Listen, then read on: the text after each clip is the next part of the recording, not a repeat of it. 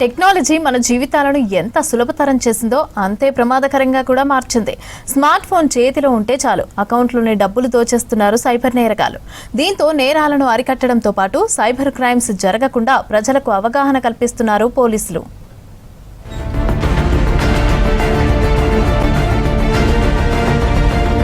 Cyber నేరగాళ్ల ఎత్తుగాళ్లకు check పెట్టేందుకు Hyderabad commissioner Sajjanar చర్యలు తీసుకుంటున్నారు.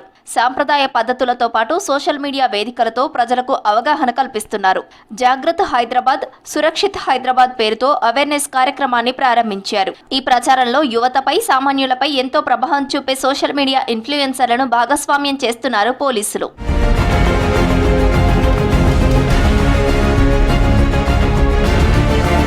సెమినార్లు, గోడ పత్రికలే కాకుండా ప్రజల్లో క్రేజ్ ఉన్న సోషల్ మీడియా సెలబ్రిటీలను, ఇన్ఫ్లుయెన్సర్లతో అవగాహన కల్పించనున్నారు పోలీసులు. ప్రజలకు అర్థమయ్యే భాషలో రోజు చూసే కంటెంట్తో సైబర్ మోసాలపై అవేర్నెస్ కల్పిస్తామని తెలిపారు పోలీసులు. ఈ ఇన్ఫ్లుయెన్సర్స్ ప్రజల దృష్టిలో ఎలాంటి వారిగా గుర్తింపు పొందినారనే దాని మీద ఉంటుంది. ఆ ఇన్ఫ్లుయెన్సర్స్ ఏదో 4 డ్యాన్సులు, 4 జోకులు వేసుకుంటున్నారు అనుకో, అది జోకు మాదిరినే పోతుంది అన్నట్టు. ఆ ఇన్ఫ్లుయెన్సర్ నిజంగానే జ్ఞానానికి సంబంధించిన వీడియోస్ చేస్తుంటే ఖచ్చితంగా దానికి సంబంధించిన ఇన్ఫర్మేషన్ మాత్రం తీసుకుంటారు. ఏ సైబర్ నేర అయినా కానీ ప్రధానంగా 5 కారణాలు: అత్యాశ, అమాయకత్వము, కామము, భయము, ఒంటరితనము. ఇక్కడ అమాయకత్వం బేస్ లైన్ అయిపోతుంది. అమాయకత్వం బేస్ లైన్ ఎందుకు అవుతుందంటే, ఏ నేరానికి అంటే వాళ్ళు రియల్ లైఫ్కి ఆన్లైన్కి డిఫరెన్స్ గమనించట్లేదు. రియల్ లైఫ్లో ఏం చేస్తామో ఆన్లైన్లో అదే చేయాలి. రియల్ లైఫ్ వేరే, ఆన్లైన్ వేరే అనుకోకూడదు. మనం 1 గజం స్థలం తీసుకోవాలనుకోండి, చూసి తీసుకుంటాం కదా. అట్లనే స్టాక్ మార్కెట్లో ఇన్వెస్ట్ చేయాలనుకుంటే మనం ఆ స్టాక్ మార్కెట్ కంపెనీకి వెళ్ళి, అంటే ఏదైతే బ్రోకింగ్ కంపెనీ ఉంటుంది కదా, వాళ్ళతో వెళ్ళి వాళ్ళ ప్రాసెస్ని అంతా గమనించి ఆ రకంగా తీసుకోవాలి.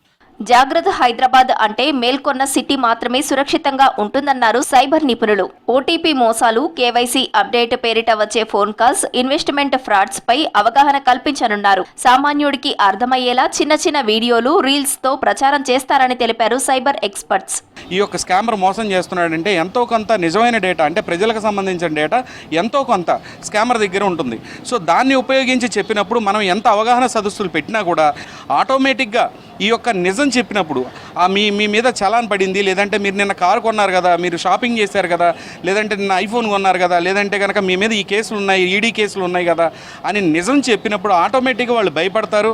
ఆటోమేటిక్గా మళ్ళీ స్కామర్ బారిన పడతారు, డబ్బు కోల్పోతూ ఉంటారు. సో వీటిని రూట్ కాజ్ అనేది ఇది ఇక్కడే ఉంది. డేటా లీక్స్ అనేవి జరుగుతూ ఉన్నాయి. మన దేశమే కాకుండా చాలా బ్లూ డాట్ లాంటి, డిటిడిసి లాంటి కొరియర్లకు సంబంధించిన డేటా పూర్తిగా లీక్ అవుతుంది. అంతేకాకుండా జ్యుడిషియరీ డేటా లీక్ అవుతుంది. ఈ డేటా లీక్స్ అనేవి ముందు ఆపగలిగితే అప్పుడు మ్యాక్సిమం మనం కంట్రోల్ చేయొచ్చు. సోషల్ మీడియా ఇన్ఫ్లుయెన్సర్లే కాకుండా సమాజం పట్ల బాధ్యత ఉన్న ప్రతి ఒక్కరూ ముందుకు రావాలని పిలుపునిచ్చారు పోలీసులు. ఈ జాగ్రత్త హైదరాబాద్ లో భాగస్వామ్యులై సైబర్ రహిత నగరాన్ని నిర్మించుకుందామని పిలుపునిచ్చారు సిపి సజ్జనార్.